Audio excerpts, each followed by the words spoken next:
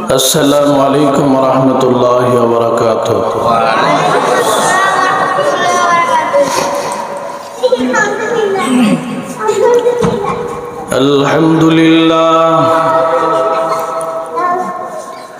الحمد لله الذي جعل الشمس والقمر بحسبان والنجم والشجر يسجدان وفضل زمانا على زمان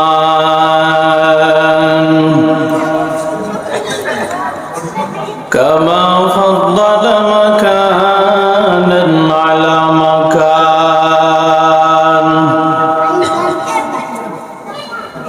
وإنسانا على إنسان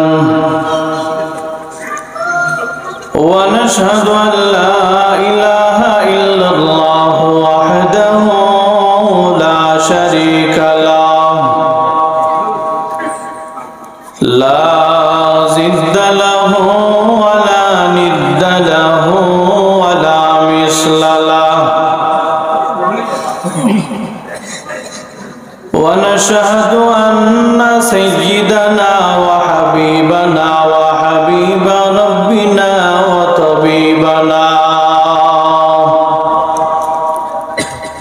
وطبيبنا وطبيب قلوبنا ومولانا محمدا عبده ورسوله ভাষায় দিয়ে না এই কোটা দিয়ে الذي أرسله الله تعالى بالحق بشيرا ونذيرا وداعيا إلى الله بإذنه وسراجا منيرا وبعد فأعوذ بالله من الشيطان الرجيم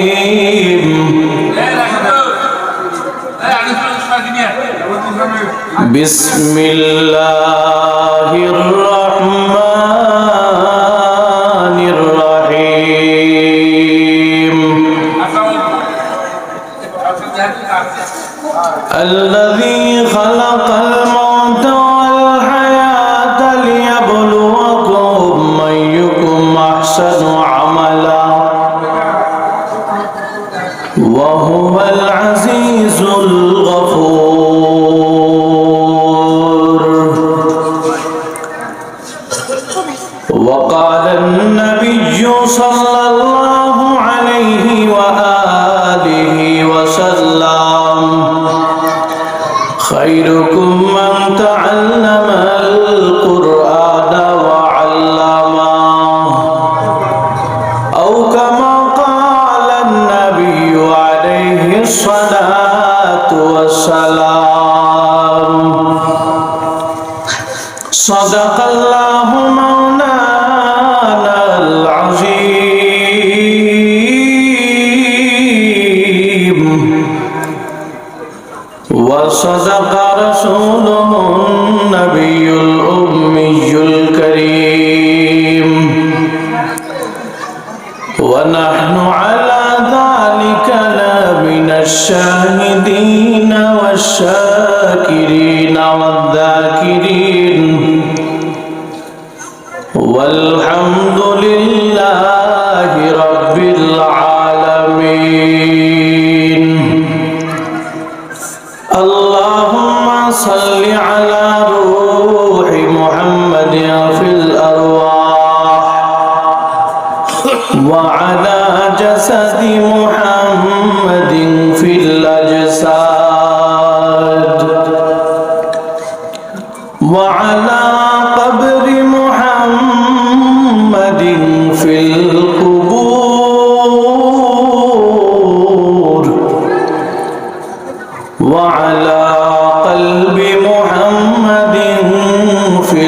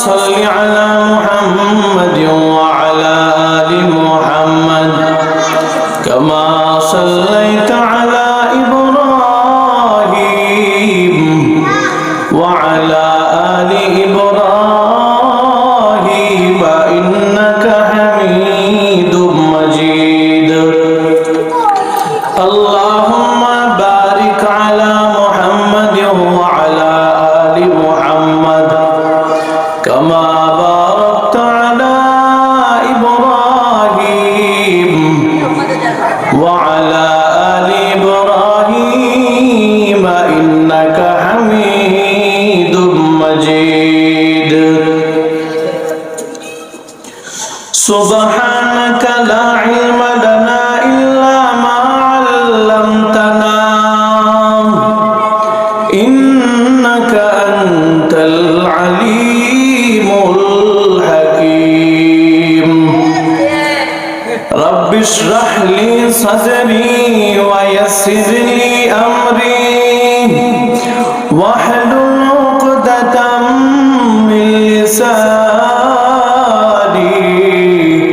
يفقه قولي मोमिन जो फिदा नक्श कफे पाए नबी हो मोमिन जो फिदा नक्श कफे पाए नबी हो औज़ीर कदम आज भी आलम का खजीना औज़ीर कदम आज भी आलम का खजीना गर सुन्नत नबवी की करे पैरवी उम्मत गर सुन्नत नबवी की करे पैरवी उम्मत तूफान से निकल जाएगा फिर इसका सफीना तूफान से निकल जाएगा फिर इसका सफीना आशिक हो बेरादर शहंशाह दो आलम आशिक हो बेरादर शहंशाह दो आलम मिश्कों से ज्यादा मुबारक जिसका पसीना मिश्कों से ज्यादा मुबारक जिसका पसीना कर दिल में तौरफ हो मेरे आका का ज़ियारत कर दिल में तौरफ हो मेरे आका का ज़ियारत एक आन में आए ये नबी दिखला दे मदीना एक आन में आए नबी दिखला दे मदीना जन्म अमर नबीर जुगे हले केमन हतो जन्म अमर नबीर जुगे हले केमन हतो दू नयने रसूल पाक देखिले केमन हतो दू नयने रसूल पाक देखिले केमन हतो जन्म আমার নবীর যুগে হলে কেমন হতো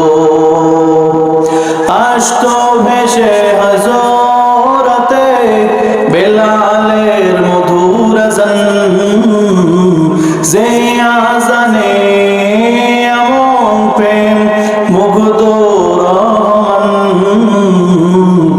আসতো ভেসে হযরতে বেলালের মধুর আযান যে আযানে এমন প্রেম মুগ্ধ রহমান জন্ম আমার নবীর যুগে হলে কেমন হতো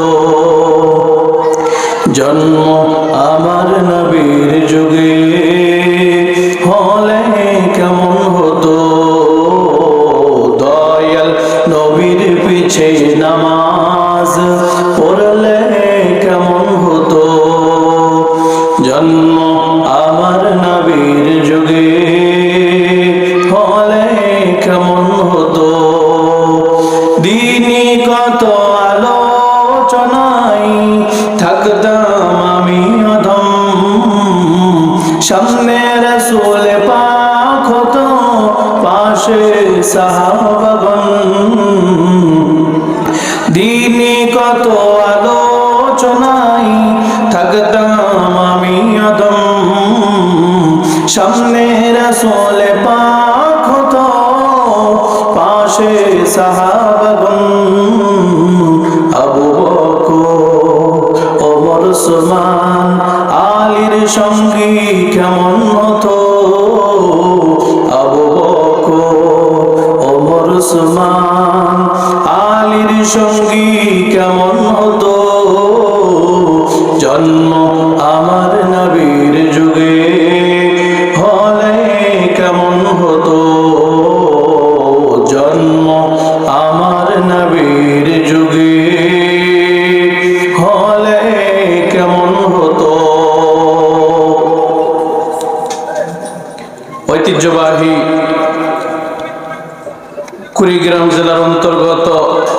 চিলমারি থানার আওতাধীন খরাই বরিশাল আব্দুল কুদ্দুসিয়া নুরানি ও হাফেজিয়া মাদ্রাসার উদ্যোগে 23তম এক বিশাল ওয়াজ মাহফিল।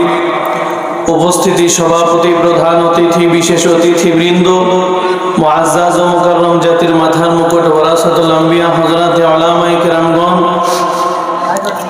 সমবয়সী কলিজার টুকরা যুবক বন্ধুগণ ও ছোট্ট শ্রেণীর ভাইরা এবং পর্দার অন্তরালের অবস্থানরত আবেদা সালেহা মা বোনেরা, প্রত্যন্ত অঞ্চল থেকে আগত আল্লাহ পাকের আশিকিন, জাকিরিন, শাকিরিন, মুহিব্বিন, মুরব্বিয়ানে আযম, যে দয়াময় আল্লাহ তাআলা আপনাদেরকে আমাকে এই ফিতনার যুগে বিভিন্ন কাজ থেকে ফারিগ হয়ে রসুলের ভাষ্য মতে পৃথিবীর শ্রেষ্ঠ বাগান, জান্নাতের টুকরা বাগান মাহফিলে আসার ও বসার, আমাকে কিছু কথা বলবার জন্য, আপনাদেরকে শুনবার জন্য তৌফিক দান করেছেন। সে মহান রব্বুল আলামিনের দরবারে মুসলমান ইমানদার হিসেবে উচ্চ কণ্ঠে একবার কালিমাতুশ শুকর আদায় করি, বলি আলহামদুলিল্লাহ। লক্ষ কোটি দরুদ ও সালাম সাইয়্যিদুল মুরসালিন, রাহমাতুল লিল আলামিন, শফিউল মুজনিমিন, খাতামুন নবিয়্যিন, সাইয়্যিদুস সাকালাইন, শফিঈ আযম, রাসূল আকরাম, রাহমাতে আলম, নবিয়্যুল আরব ওয়াল আজম, হাবিবে কিবরিয়া, আশরাফুল আম্বিয়া, সাইয়্যিদুল আম্বিয়া, শফিঈ মাহশর, সাকিয়ে কাউসার, আকায়ে নামদার, মদিনা কা তাজদার, আফতাবে নবুয়ত, ফখরে মওজুদাত, সাইয়্যিদুল মখলুকাত, হযরতে মুহাম্মদুর রাসূলুল্লাহ সাল্লাল্লাহু আলাইহি ওয়া আলিহি ওয়াসাল্লামের উপর। সম্মানিত হাজিরিন, সর্বোপরি শুকর যারা আজকের এই এত সুন্দর আয়োজন করেছেন, বিশেষ করে আজকের এই মাহফিলে কে কেন্দ্র করে যেভাবে সহযোগিতা করেছেন, মাইক, লাইট, প্যান্ডেলের ব্যবস্থাপনার মাধ্যমে, টাকা পয়সা দিয়ে, সময় ও সুপরামর্শ দিয়ে, শ্রম দিয়ে যেভাবে সহযোগিতা করেছেন, দয়াময় আল্লাহ তাআলা প্রত্যেকের এই সহযোগিতাকে কবুল করে নেন। সকলে বলুন আল্লাহুম্মা আমিন। বিনিময়ে দুনিয়াতে শান্তি, পরকালে মুক্তির ব্যবস্থা করে দিন। সকলে বলুন আল্লাহুম্মা আমিন। প্রিয় কুড়িগ্রামবাসী, আপনারা সকলে কেমন আছেন আমি জানতে চাই। আলহামদুলিল্লাহ আওয়াজে মনে হচ্ছে না যে আপনারা খুশি না বেজার? যদি খুশি থাকেন তাহলে তো আপনাদের আওয়াজের এটা প্রমাণ হলো না। খুশির আওয়াজ কি আসতে হয় না জোরে হয়? জোরে যদি হয় তাহলে আপনাদের আওয়াজ কেন এত স্লো? থাকবো না, পারি স্তব্ধ করবো এবার শব্দ। সকলেই সমাজরে ইনশাল্লাহ সকলের ইমানই পাওয়ার আজকে পরীক্ষা হয়ে যাবে। কার ভিতরে কতটুকু ইমান আছে, কার ভিতরে কেমন ইমানের পাওয়ার আছে, কার ইমানে ভেজাল আছে, সব কিছু ইনশাল্লাহ এখানে পরীক্ষা হয়ে যাবে। আপনারা পরীক্ষা দিতে প্রস্তুত আছেন তো ইনশাল্লাহ? সর্বপ্রথম আমি দেখতে চাই এখানে মুরব্বী মোটামুটি 40-এর উপরে বয়স কয়জন আছে? একটু হাত একটু জাগান তো। 40-এর উপরে, মাশাআল্লাহ মাশাআল্লাহ। আচ্ছা, এবার যুবক যারা 40-এর নিচে, মোটামুটি 5 বছরের উপর থেকে নিয়ে 40 বছরের নিচে, হাত জাগান তো, হাত জাগান। মাশাআল্লাহ, সবগুলো যুবক দেখা যায় বেশিরভাগ, ঠিক কিনা বলেন? এবার ইমানের ইনশাল্লাহ পাওয়ার হবে। আপনারা সকলে পরীক্ষা দিতে প্রস্তুত আছেন তো ইনশাল্লাহ? যদি যুবকেরা মুরব্বীদেরকে হারাইতে পারেন তাহলে বয়ান হবে যুবকদেরকে নিয়ে। আর যদি মুরব্বীরা যদি ওই যুবকদের হারাইতে পারেন তাহলে মুরব্বীদেরকে নিয়ে ওয়াজ হবে। পারবেন তো ইনশাল্লাহ? সর্বপ্রথম তাহলে যেনারা মুরব্বী আছেন হাত দুইটা টান টান করেন তো। আবার একটু হাত কষ্ট করে টান টান করেন। আমি তাকবীর দিব, সকলে স্লোগান দিবেন। যাদের আওয়াজ উচ্চ হবে, গালেব হবে ইনশাল্লাহ, তাদের উপরে বয়ান হবে। আপনারা সকলে প্রস্তুত আছেন তো ইনশাল্লাহ? লিল্লাহে তাকবীর, নারায়ে তাকবীর। মাশাআল্লাহ, হাত নামান। এইবার যুবক যারা আছেন দেখি আপনাদের কেমন পাওয়া। সকলে মনে হাত জাগানি। তোমরা যুবক না? তোমরা তো যুবকের ভিতরে, হয়তো অনেকে কিশোর আছে, হাত জাগাও সামনে না? সকলে হাত জাগান। মুরব্বীরা বাদ, 40-এর নিচের গুলা, উপরের গুলা বাদ। মাশাআল্লাহ, এবার আপনাদের ঈমান কেমন পাওয়ার একটু দেখতে চাই। লিল্লাহি তাকবীর, মাশাআল্লাহ, আপনাদের সাউন্ড তো অনেক ভালো দেখা যায়। এইবার সকলে মিলে ইনশাআল্লাহ তাকবীর দিবেন। আশেপাশে ডানে বামে সামনে পিছনে যত মুনাফিকের বাচ্চা, যত বেঈমানের বাচ্চাগুলো আছে, যত নাস্তিক আছে, আপনারা আমার স্লোগানে যেন তারা এখান থেকে পালিয়ে যেতে বাধ্য হয়। পারবো তো ইনশাআল্লাহ? হাত জাগান, নারায়ে তাকবীর, লিল্লাহে তাকবীর। দিন ইসলাম, দিন ইসলাম, জিন্দাবাদ, জিন্দাবাদ। ইসলামের শত্রুরা হুঁশিয়ার, সাবধান। নবীজির অপমান সইবে না আর মুসলমান। কোরআন সুন্নাহর আলো, কি কইলেন? ঘরে ঘরে জ্বালো। আরে ভাই, ঘর তো জ্বালায় পুরে তো সব সারকার করে ফেলাইলেন। ঘরে এখনো কি জ্বালানোর সময় আছে? এখন তো জ্বালাইতে হবে সংসদে, ঠিক কিনা বলে? স্লোগান হয় নাই আবারও? কোরআন সুন্নাহর আলো, সংসদে জ্বালো। সকলে মনে হয় কয় না? ওই যে অনেকে জিমায় এমন করে তাকায় রয়েছে। কিরে ভাই, জিমায় আসেন কেন? ভালোভাবে একটু সকলেই সজাগ থাকবেন, সচেতন থাকবেন। আমরা অনেক দূর থেকে, আলহামদুলিল্লাহ প্রধান বক্তা অনেক দূর থেকে, ঢাকা থেকে এসেছেন, আমিও আসছি আলহামদুলিল্লাহ অনেক দূর থেকে। আমরা সকলে মুসাফির মানুষ। যতটুকু আলোচনা করব ইনশাল্লাহ আমলের নিয়তে শুনবেন। অনেকে আছে বক্তার চেহারা দেখতে আসে, অনেকে সুর শুনতে আসে। কিরে ভাই, সুরের নাম কি ওয়াজ না বক্তার চেহারার নাম ওয়াজ? কোনটা? কোনোটাই ওয়াজ নয়। আমার জবান দ্বারা যতটুকু কোরআন সুন্নাহ ভিত্তিক যতটুকু আমলের কথা বের হবে, এটার নামই হলো তো ওয়াজ, এটার নামই হলো নসিহত, ঠিক কিনা বলেন? কিন্তু আমরা অনেক বক্তারা এখন এই মঞ্চটাকে নষ্ট করে ফেলতেছি। রাজনীতি করতে করতে করতে করতে এই ওয়াজের মঞ্চ একদম নষ্ট হয়ে গেছে, পচে গিয়েছে, ঠিক কিনা বলেন? এখন আপনারা হয়তো অনেকে বলবেন, কি হুজুর, রাজনীতির কথা তো কোরআনেও আছে, বললে অসুবিধা কি? আরে ভাই বলেন, অসুবিধা নাই, কিন্তু এখানে তো আমি বক্তা, আমাকে দাওয়াত দেওয়া হয়েছে ওয়াজ করার জন্য, নসিহত শোনানোর জন্য। আমি যদি এসে এখানে রাজনীতি করি, এটা কি ঠিক? বলেন। রাজনীতির বয়ান করব জুমার দিন মসজিদের ভিতরে, মুসল্লিদেরকে বসে বসে হাতে পায়ে ধরাবো, ঠিক কিনা?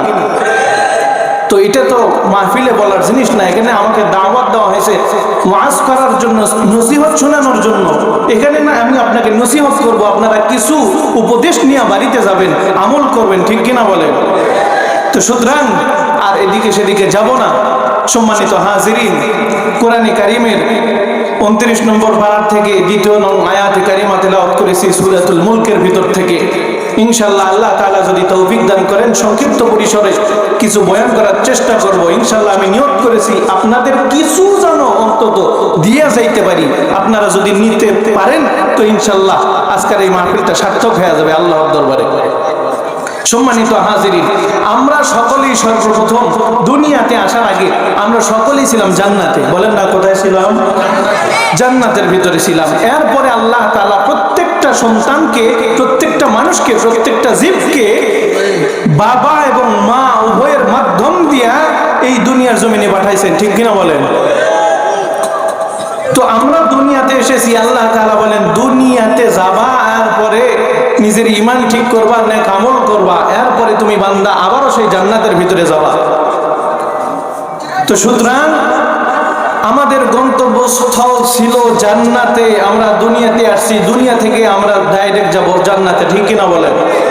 কিন্তু মুসলমান, আপনার আমার ঈমানের যে হালত, আমলের যে অবস্থা, তাতে তো মনে হয় না যে মরণের সাথে সাথে ডাইরেক্ট কেউ জান্নাতে যাবে, ঠিক কিনা বলেন? এই জন্য ঈমান এবং আমল উভয়ের সমন্বয় লাগবে। একটা উদাহরণ দিলে বুঝবেন। একটা সন্তান দুনিয়াতে আসতে হলে যেমনই ভাবে একটা বাবার মাধ্যম দিয়ে আসতে পারে না, ঠিক তেমনই ভাবে একজন মায়ের মাধ্যম দিয়েও একটা সন্তান দুনিয়াতে আসতে পারে না, ঠিক কিনা বলেন? তো ঠিক তেমনই ভাবে একজন আল্লাহর গোলাম, সে দুনিয়াতে আসার পরে শুধু ঈমান দিয়েও সে জান্নাতে যাইতে পারবে না, শুধু আমল দিয়েও সে জান্নাতে যাইতে পারবে না। কেমন করে? একটা সন্তান আসতে হলে যেমন একটা বাবা এবং একটা মা উভয়ে সামঞ্জস্যতা শর্ত, ঠিক কিনা বলেন? উভয়ের মাধ্যম লাগবে। ঠিক তেমনি ভাবে কোনো আল্লাহর গোলাম যদি জান্নাতে যাইতে চায়, তাহলে ওই বান্দার ভিতরে ঈমান থাকতে হবে এবং নেক আমল থাকতে হবে। উভয়ের সমন্বয়ে ওই বান্দাটা নেক আমল করতে পারে, ওই বান্দা জান্নাতে যাইতে পারে। আচ্ছা, ওই যে মাছ রাখার একটা পাত্র আছে, খলাই বলা হয়, চেনেন না? খলাই চেনেন কি না? আওয়াজ হয় না কেন? এই খলাইয়ের তলা এটা যদি ভাঙ্গা হয় অথবা কানা থাকে, কোনো ছিদ্র থাকে, আপনি যদি সারা রাতও যদি মাছ ধরে এই খলাইটা ভরানোর চেষ্টা করেন, ভরবে না। কেন? তলা তো ভাঙ্গা, তলা তো কানা, মাছ তো সব পড়ে যাবে, ঠিক কিনা বলে? তো ঠিক তেমনই ভাবে আপনার আমার ঈমান যদি নষ্ট থাকে, ঈমান যদি নষ্ট হয়, ঈমানের যদি কোনো ওই আপনার কানা থাকে, কোনো ঝামেলা থাকে, কোনো সমস্যা থাকে, তাহলে তার ভিতরে নেক আমল কিন্তু থাকবে না। মাছ রাখার পাত্রর নাম যেমন খলাই, তো এই নেক আমল রাখবার জন্য যে পাত্র আছে সেইটার নাম হলো ঈমান। এই ঈমান যদি ঠিক থাকে, তাহলে আপনার আমার আমলগুলি আল্লাহর দরবারে কবুল হবে। একটা উদাহরণ দিলে বুঝবেন।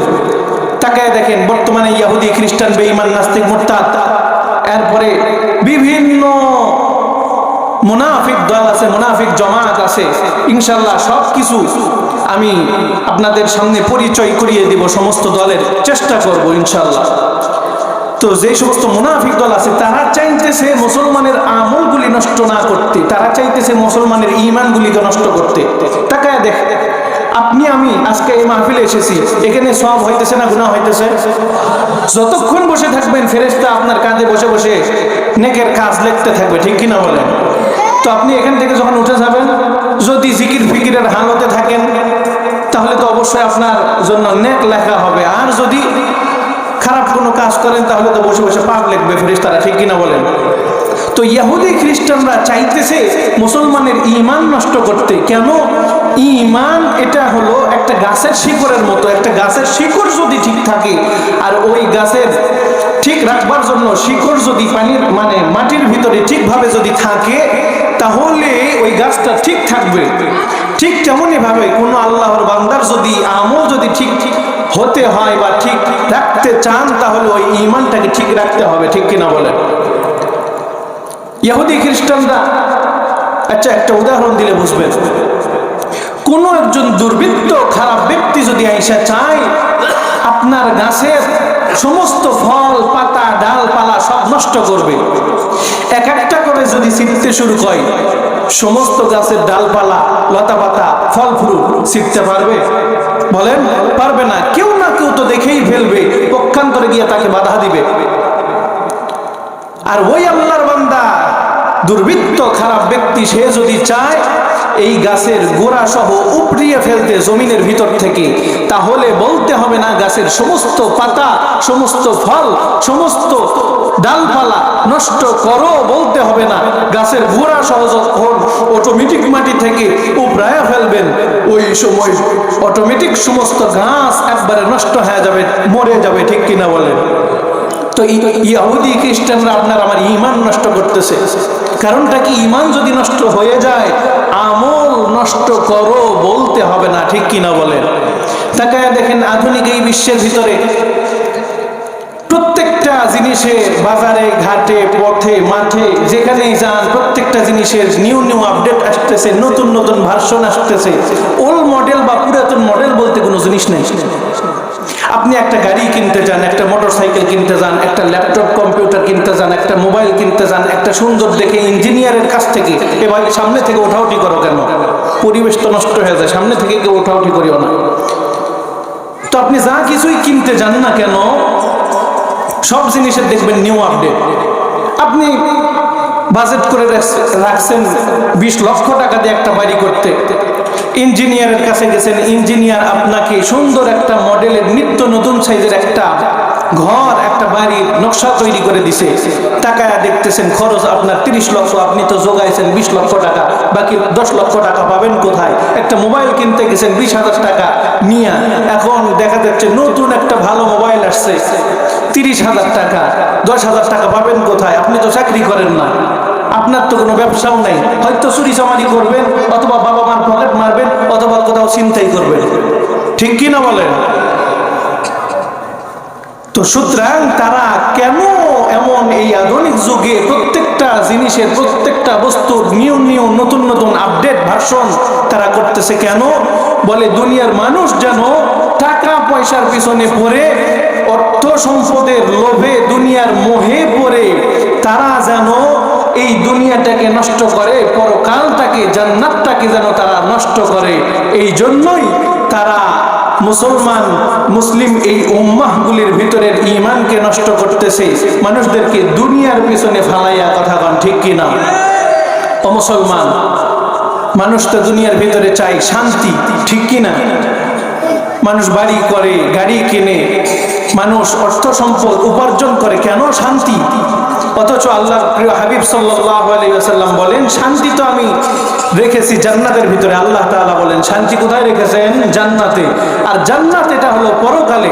আর দুনিয়া সিজনুল মুমিন, মুমিনদের জন্য এই দুনিয়া হলো এটা কয়েদখানা। মুমিন যা ইচ্ছা তা দুনিয়ার ভিতরে করতে পারে না। যেমনই ভাবে একজন কোন কয়েদি ব্যক্তি, একজন জেলের ভিতরে কোন একজন কয়েদি, তার ব্যক্তিগত কোনো স্বাধীনতা থাকে না, ঠিক তেমনই ভাবে কোনো মুসলমান ইমানদারের দুনিয়ার ভিতরে স্বাধীনতা থাকতে পারে না। কথা কোন ঠিক কিনা? মায়া ঘেরা রঙিন পৃথিবী নয়তো সুখের খনি,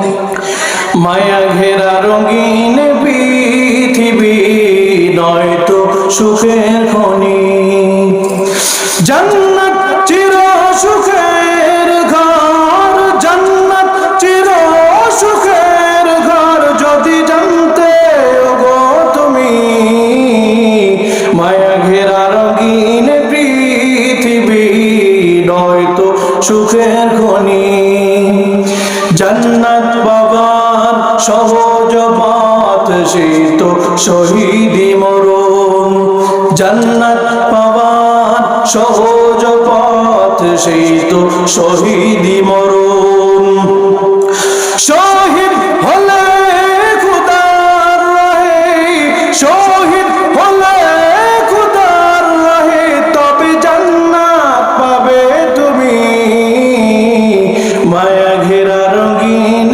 পৃথিবী নয়তো সুখের খনি, মায়া ঘেরা রঙিন পৃথিবী নয়তো সুখের খনি। ঠিক কিনা বলেন? এর নবীর আশিকের দল ইহুদি খ্রিস্টানদের বর্তমানে যেই মিশনটা চলতেছে, তাদের মূল মিশন হলো মুসলমানদের ভিতরের যেই ঈমান নামক যেই শক্তিটা আছে, যেই মহাদৌলত আছে, এই ঈমান নামক মহাশক্তিটাকে তারা নষ্ট করতে চায়। মুসলমানদেরকে তারা চায় দুনিয়া থেকে গোমরা বানাইয়া তারা যেন মরণের পরে ডাইরেক্টলি জাহান্নামের ভিতরে যাইতে পারে। নাউজুবিল্লাহ বলেন। আওয়াজ তো হইল না, নাউজুবিল্লাহ আস্তে করে বলেন। এর নবীর আশিক, এই জন্য ইহুদি খ্রিস্টানরা চাইতেছে মানুষগুলোকে দুনিয়ার ভিতরে, দুনিয়ার মোহে ফালাইয়া, অর্থ সম্পদের লোভের ভিতরে ফালাইয়া মানুষের পরকালটাকে নষ্ট করতেছে। কারণটা কি? তারা যেন এই দুনিয়ার মোহে পড়ে ঈমানটাকে নষ্ট করে গোমরাহ হইয়া তারা যেন জাহান্নামে যায়। এই জন্য তাকায়া দেখো কত আল্লাহর বান্দা দুনিয়াতে আইসা আল্লাহ পাকের দাসত্বর গোলামি করে না, ওই ইহুদি খ্রিস্টানদের গোলামি করতে গিয়া তারা তো পরকালটাকে নষ্ট করতেছে।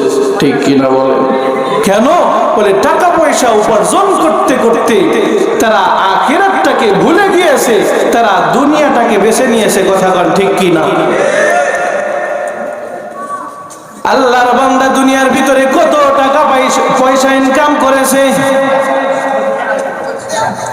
বলতেছে কিয়ামত পর্যন্ত আনিওয়ালা 14 গোষ্ঠী আছে, তারা যদি বসে বসে কিয়ামত পর্যন্ত ওই আল্লাহর বান্দার যদি টাকা পয়সা ভক্ষণ করে খায়, এরপরে ওই বান্দার যেই সমস্ত টাকা পয়সা আছে তার একটা কোনাও ফুরাবে না।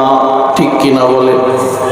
দুনিয়া কামাই করতে করতে, টাকা পয়সা কামাই করতে করতে এত অঢেল সম্পদ করে ফেলেছে যে ওই আল্লাহর বান্দা আখিরাতটাকেই ভুলে গিয়েছে, যে আখিরাতটাই চিরস্থায়ী, এই দুনিয়া ক্ষণস্থায়ী, ক্ষণস্থায়ী জীবনটাকে বেছে নিয়েছে। কথা কন ঠিক কিনা?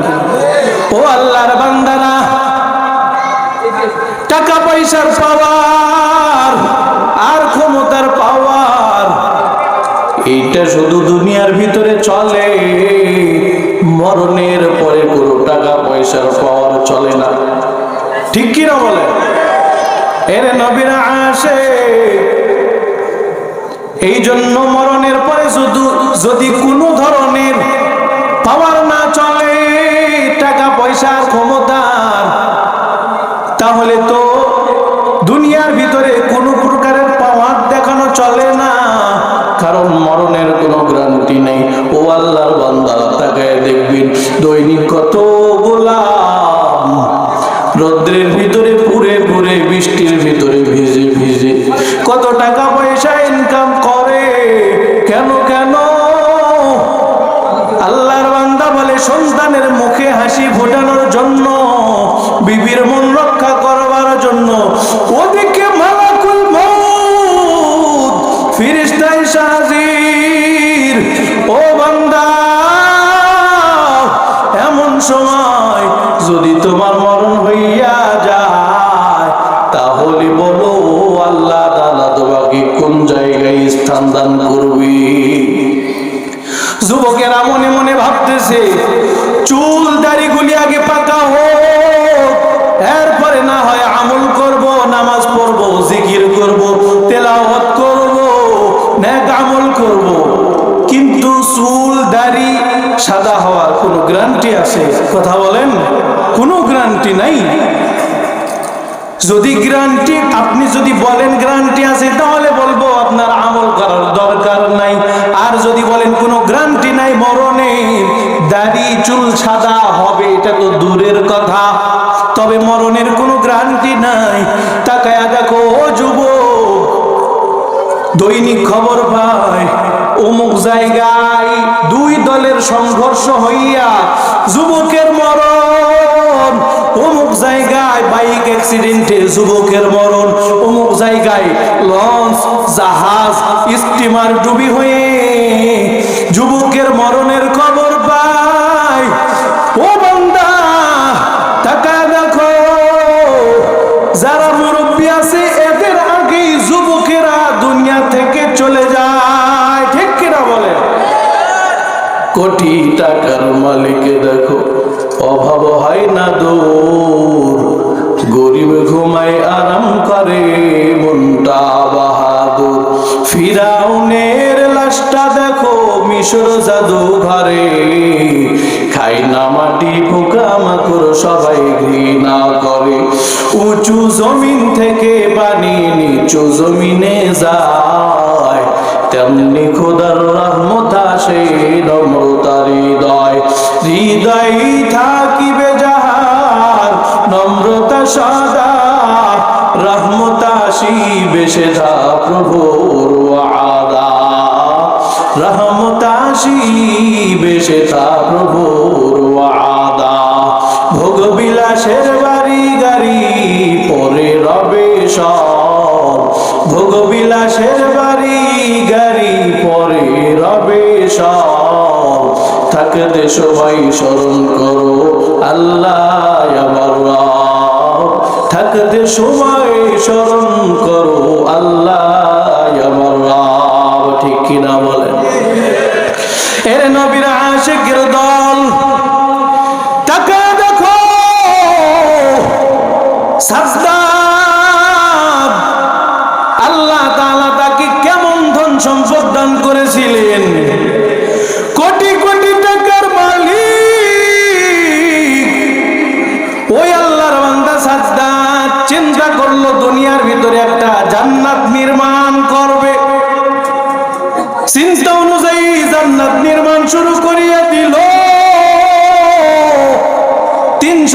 বছর লাগাইয়া জান্নাতটা নির্মাণ করার পর আল্লাহর বান্দা কোনোদিনও যায় নাই। কেন যায় নাই? বলে ওই জান্নাতের ভিতরে গিয়া যদি কোনো কিছু দেখি তাহলে সব আনন্দ আর মজা নষ্ট হয়ে যাবে, থাক যাব না। 300 বছর পরে গিয়ে একবারে দেখবো। আল্লাহর বান্দা সাজদার এবার বাহনে করে জান্নাতটা দর্শন করবার জন্য, দেখবার জন্য রওনা হয়ে গেল। পিছন থেকে একজন বুড়া ডাক দিয়া বলে, সাজদার দাঁড়াও, একটা কথা শুনে যাও। সাজদার ডাক দিয়া বলে, ও বুড়া, তোমার কথা শোনার মতো আমার টাইম নাই, সময় নাই। সাজদাদ এবার সামন দিকে রওনা হয়ে গেল। জান্নাতের গেইটে গিয়ে সাজদাদ হাজির। বাহনের উপর থেকে একটা পা জমিনের উপরে দিয়া দিছে, আরেকটা পা এখনো বাহনের উপরে। এমন সময় সাজদাদ ডাক দিয়া বলতেছে, বুড়া মানুষটা ডাক দিয়া বলে, ও সাজদাদ খারা, আমি হলাম আজরাইল, তোর সময় শেষ হয়ে গেছে, তুই জান্নাতে ঢুকতে পারবি না। নাউজুবিল্লাহ বলেন। অন্ধকারে পথের মাঝে ভাইও চলছো বড় একা, মনের মাঝে খেলছে তোমার কত আঁকা বাঁকা। সাজদাদ সমফলক তোমায় নাহি গহেলিতে দিবে, হুঙ্কারে মালাকুল মাউত তোমায় নিয়ে যাবে। মরণ থেকে যেথায় পালাও, মরণ তোমায় লইবে ঘিরি। যদিও সুদূর আকাশ প্রাণে পালাও, সেথায় লাগিয়ে সিঁড়ি। নদী পথে নৌকা চালাও, ও মাঝি ভাই, বেলা ডোবার আগে আমি বার উঠতে চাই। ডুবে গেলে বেলা রে আর ওঠে না, ভেঙে গেলে মেলা রে আর জমে না। নদীর পার ভাঙ্গে পার গড়ে, এই তো নদীর খেলা। সকাল বেলার ধ্বনি রে দুই ফকির সন্ধ্যাবেলা, সকাল বেলার ধ্বনি রে দুই ফকির সন্ধ্যাবেলা। ঠিক কিনা কও? ও আল্লাহর বান্দারা, তুমি এই কুড়িগ্রামের ভিতরে থাইকা টাকার বড় পাওয়ার দেখাও, মস্তানি দেখাও। তোমার এই টাকার পাওয়ার আর বড়াই এই কুড়িগ্রামের জমিনে, ঢাকার জমিনে টিকবে না। ঢাকাওয়ালার কানে খবর দাও, ও ঢাকাওয়ালা ভাই, তুমি কয় টাকার মালিক হয়েছো? তোমার টাকার পাওয়ার আর বাহাদুরি ঢাকার জমিনে, ওই চট্টগ্রামওয়ালার জমিনে টিকবে না।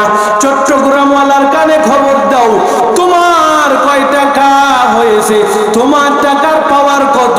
শুধু এই চট্টগ্রামের জমিনে তোমার টাকার পাওয়ার আর বাহাদুরি ইউরোপ আমেরিকা আর লন্ডনওয়ালার কাছে টিকবে না।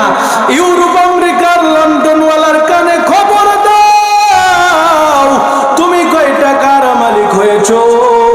তোমার টাকার পাওয়ার বাহাদুরি আমার আল্লাহ তাআলার দরবারে টিকবে না। ঠিক কিনা বলেন? এর নবীর আশিকের দল, দুনিয়ার ভিতরে যদি কোনো পাওয়ার না চলে, তাহলে মরণের পরে কিসের পাওয়ার? ঠিক কিনা বলেন? তাকায়া দেখো,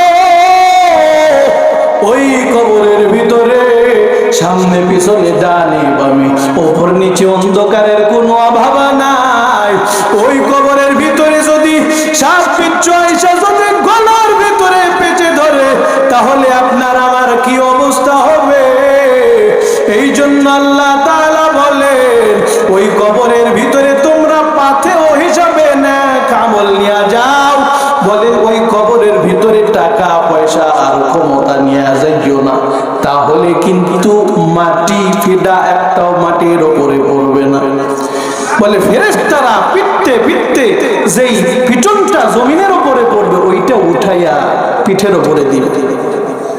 এই জন্য ওই কবরের ভিতরে পাওয়ার চলে না। আপনি বড় পাওয়ারফুল, রাগ করবেন না। বোঝানোর জন্য বলতেছি রে বাবা, বিগত স্বৈরাচারের আমলে একটা সাধারণ কোন চামচাও না, সাধারণ একজন কর্মীর গরমে এলাকার ভিতরে থাকা যাইতো না, ঠিক কিনা বলেন? এখন ওই আল্লাহর গোলামদেরকে সাপের গর্ত, ইঁদুরের গর্তের ভিতরে হাজার পাওয়ারের বাতি দিয়েও খুঁজে পাওয়া যাইতেছে না। আওয়াজ হয় না কেন? কোথায় গেল সেই পাওয়ার?